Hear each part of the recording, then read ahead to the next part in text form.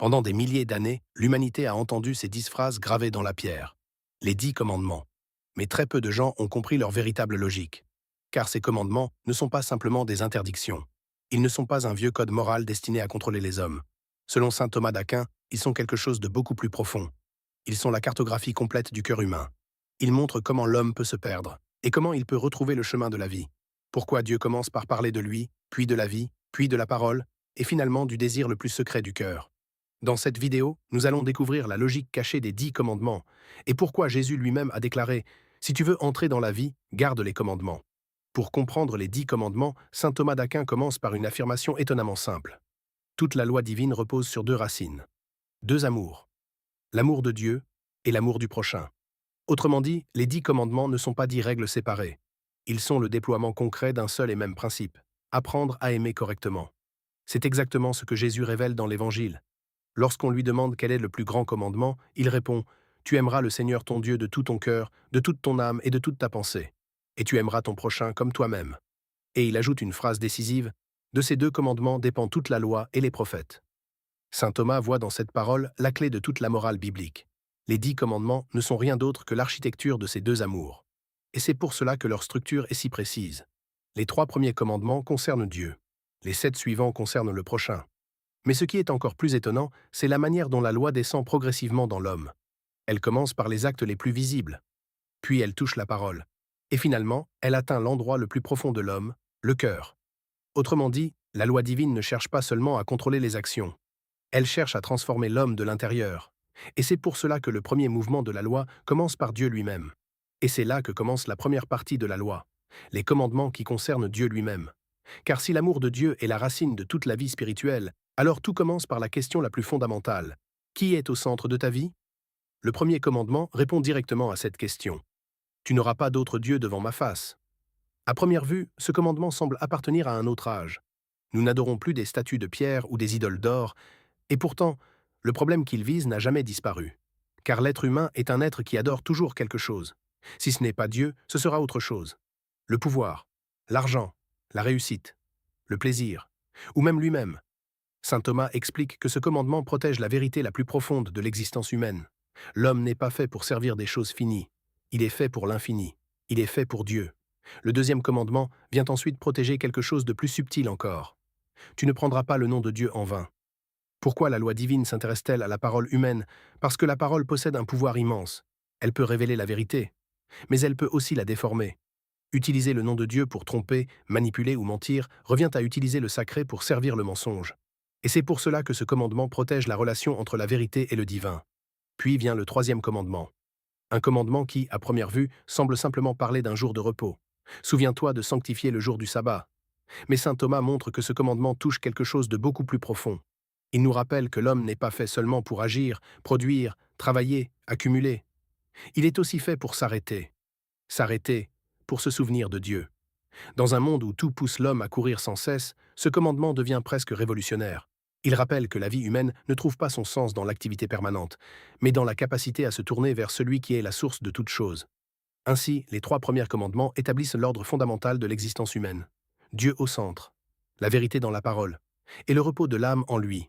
Mais la loi divine ne s'arrête pas là, car aimer Dieu implique nécessairement quelque chose d'autre. Aimer les êtres humains que Dieu a créés.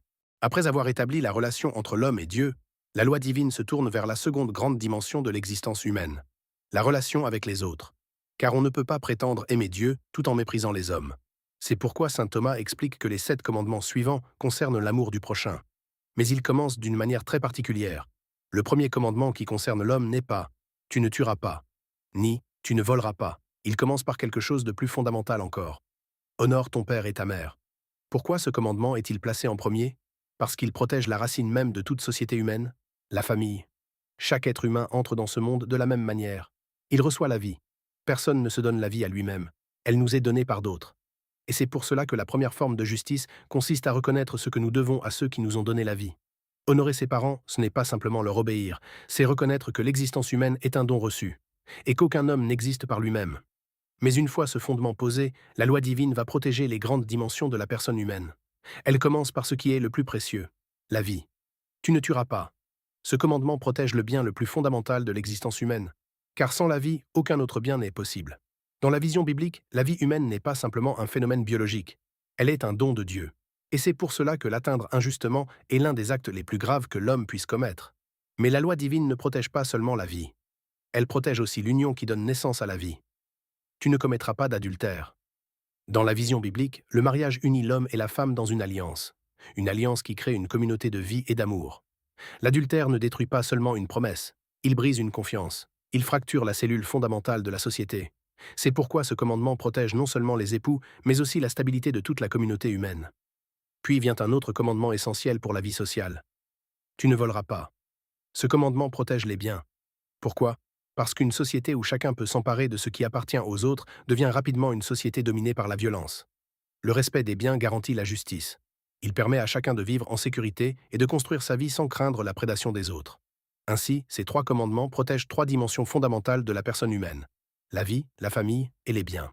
Saint Thomas explique que le mal ne se produit pas seulement par les actions visibles. Il peut aussi naître dans quelque chose de beaucoup plus subtil: la parole.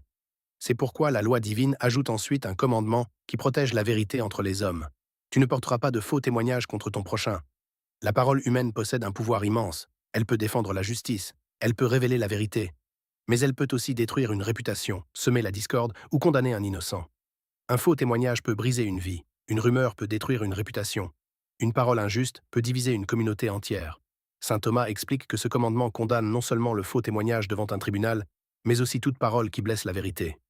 La diffamation, la médisance, la calomnie, même la flatterie trompeuse, car mentir pour nuire n'est pas la seule forme de mensonge. Mentir pour plaire peut être tout aussi destructeur. Pourquoi? Parce que la vérité est l'un des fondements invisibles de la société humaine. Sans confiance dans la parole, aucune communauté ne peut survivre. Ainsi, après avoir protégé les actions, la loi divine protège la parole humaine. Mais saint Thomas révèle ensuite quelque chose de beaucoup plus surprenant, car même cela ne suffit pas. On peut parfois accomplir les bonnes actions. On peut parfois prononcer les bonnes paroles, et pourtant, le cœur peut rester désordonné. C'est ici que la loi divine révèle sa profondeur unique. La loi humaine juge les actes, elle juge parfois les paroles. Mais la loi divine va plus loin. Elle juge les pensées. Pourquoi? Parce que Dieu ne regarde pas seulement ce que fait l'homme, il regarde ce qu'il désire. Et c'est pour cela que les deux derniers commandements ne parlent plus d'action ni de parole. Ils parlent du lieu le plus secret de l'homme, le cœur.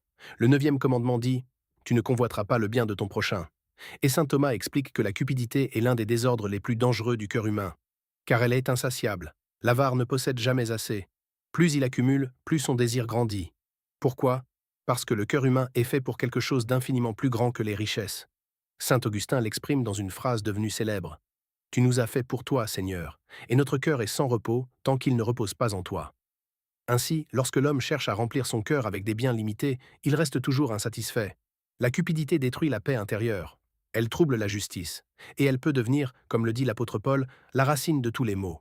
Mais la loi divine va encore plus loin. Car le dernier commandement atteint la racine la plus intime du désordre humain. Tu ne désireras pas la femme de ton prochain. Ici, saint Thomas explique que le péché commence rarement par un acte. Il commence presque toujours par un mouvement intérieur. Un désir, une pensée, un regard. Et il décrit 3 étapes par lesquelles le désordre s'installe dans l'homme. D'abord dans le cœur, ensuite dans la parole, et enfin dans l'acte. Ainsi, avant même que le geste soit accompli, le cœur peut déjà être engagé. Et c'est pourquoi la loi divine ne se contente pas d'interdire certains actes. Elle cherche à purifier la racine même du mal, la racine qui se trouve dans le cœur humain. Avant de terminer cette vidéo, j'aimerais vous poser une question. Une question pour ceux qui ont vraiment suivi jusqu'au bout. Avez-vous remarqué quelque chose d'étrange dans la manière dont les commandements sont formulés? Car dans la liste biblique, il existe une petite particularité que beaucoup de gens ne remarquent jamais. Dans les 10 commandements, il est écrit « Tu n'auras pas d'autre Dieu devant ma face ». Et pourtant, dans la tradition biblique, ce commandement est souvent expliqué avec un autre, l'interdiction de l'idolâtrie. Pourquoi? Parce que ces deux idées parlent en réalité de la même chose. Avoir un autre Dieu et fabriquer des idoles sont deux formes du même problème spirituel. Le cœur humain peut remplacer Dieu par autre chose. Une idole n'est pas seulement une statue. Cela peut être l'argent, le pouvoir, la gloire, ou même soi-même. Dieu doit être unique dans le cœur de l'homme. Mais il y a une deuxième chose intéressante dans la structure des commandements. À la fin de la loi, 2 commandements semblent très proches. Tu ne convoiteras pas la femme de ton prochain. Et tu ne convoiteras pas les biens de ton prochain. Pourquoi les séparer? Pourquoi ne pas faire un seul commandement sur la convoitise? La réponse devient plus claire lorsque Jésus lui-même cite les commandements. Dans l'enseignement de Jésus, les commandements protègent différents domaines de la vie humaine: la vie, la famille, les biens, la vérité. Et c'est pour cela que la convoitise est divisée en deux. Parce qu'il existe deux formes différentes de désirs désordonnés, la convoitise des personnes et la convoitise des biens. L'une détruit la famille, l'autre détruit la justice. Et la loi divine protège les deux. Ce détail révèle quelque chose de profond. Les commandements ne sont pas seulement une liste d'interdictions, ils sont une cartographie complète du cœur humain. Ils commencent par Dieu. Ils protègent ensuite la vie, la famille, les biens et la vérité. Et ils se terminent par l'endroit le plus profond de l'homme, le désir. Si cette vidéo vous aide à comprendre la Bible plus profondément, abonnez-vous à la chaîne, cela est encourageant, merci.